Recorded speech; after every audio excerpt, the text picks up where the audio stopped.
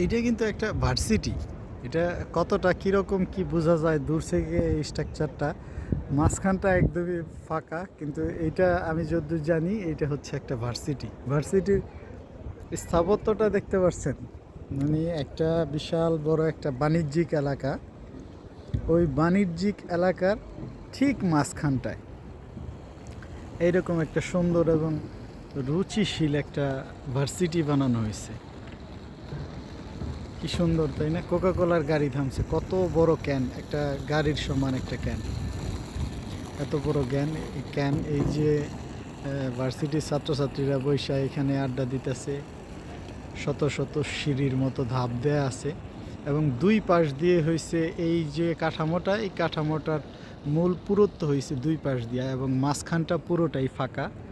রাতে এটার সৌন্দর্য আরও অনেক সুন্দরভাবে উপভোগ করা যায়। কিন্তু জিনিসটা দেখতে দূর থেকে, যদিও বা আমার মোবাইলে এরকমভাবে আসতেছে না, তবে জিনিসটা দেখতে খুবই দৃষ্টিনন্দন। দুই পাশ দিয়ে হচ্ছে ভার্সিটি এবং মাঝখানটা হচ্ছে বিশাল বড় একটা ফাঁকা। উপরে সম্ভবত কাজ চলতেছে এখানে, এই দিক দিয়ে লিফটের মতো কোনো কিছু করা হইব দেখা নতুন করে কাজ চলতেছে।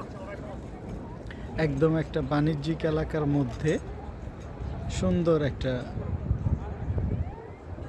ভার্সিটি।